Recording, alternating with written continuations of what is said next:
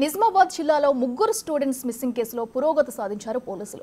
ముగ్గురులో ఒకరిని గుర్తించారు. నిజామాబాద్ బస్టాండ్లో కొండవల్లి శిరీష ఆచూకీ కనుగొన్నారు. మరో ఇద్దరు స్టూడెంట్స్ వరలక్ష్మి, రవలి కోసం గాలింపును మరింత ముమ్మరం చేశారు. 2 బృందాలను ఏర్పాటు చేసి పోలీసులు గాలిస్తున్నారు.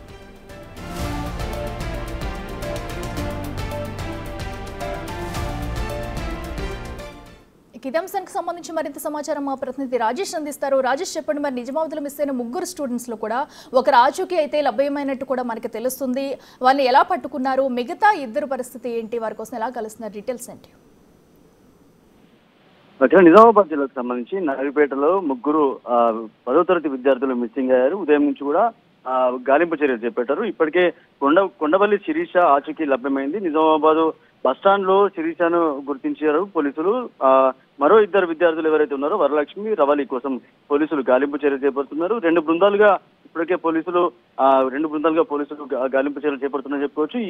ఈ నేపథ్యంలో జగిత్యాల వైపు వెళ్ళినట్టుగా పోలీసులు అయితే అనుమానిస్తున్నారు. ఈ నేపథ్యంలో ఇక్కడ నుంచి అంటే ఏదైతే స్కూల్ నుంచి వాళ్ళ చుట్టాలింటికి వెళ్తా అని చెప్పి కూడా కొద్దిగా సమాచారం ఉన్నట్లు తెలుస్తుంది. 31st రోజు వీళ్ళందరూ కలుసుకున్నారు, హాస్టల్ నుంచి వచ్చారు. తర్వాత ఏదైతే స్కూల్ కి సంబంధించి వెళ్తున్నామని చెప్పి ఇంటి నుంచి నిన్న మార్నింగ్ వెళ్ళారు. తర్వాత స్కూల్ కి రాకపోవడంతో ఎవరైతే ఉపాధ్యాయులు పేరెంట్స్ కి కాల్ చేయడం జరిగింది. తర్వాత పేరెంట్స్ కాల్ చేసి చెప్పడం జరిగింది ఇంకా రాలేదని చెప్తే అప్పటికే పేరెంట్స్ కూడా చెప్పారు స్కూల్ కి వెళ్తామని చెప్పారని చెప్పడంతో ఆ స్కూల్ కి వెళ్ళలేదు, అటు ఇంటికి కూడా తిరిగి వెళ్ళలేదు. కాబట్టి ఎవరైతే పేరెంట్స్ ఉన్నారో వాళ్ళు నవిపేట పోలీసులకి ఫిర్యాదు చేయడం జరిగింది. దీంతో వీళ్ళకి సంబంధించి వెతుకులాట మొదలు పెట్టారని చెప్పుకోవచ్చు. అయితే ఏదైతే శిరీష సంబంధించి ఈ రోజు నిజామాబాద్ బస్ స్టాండ్ లో అంటే జిల్లా వ్యాప్తంగా కూడా వీటికి సంబంధించిన ఫొటోస్ ని అన్ని పోలీస్ స్టేషన్లకు పంపించడం జరిగింది. దీంతో నిజామాబాద్ బస్ స్టాండ్ లో శిరీష ఆచూకీ లభ్యమైనట్లు తెలుస్తుంది. ఇంకా కొన్ని సీసీ కెమెరాలు చూస్తున్నారు.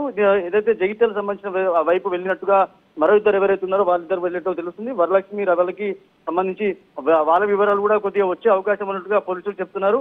వాళ్ళు కూడా తొందరలోనే వారి ఆచూకీ లభ్యమవుతుంది కూడా పోలీసులు ధీమా వ్యక్తం చేస్తున్నారు. ఇప్పటికే శిరీష సంబంధించిన వాళ్ళ తల్లిని పిలిపించడం జరిగింది.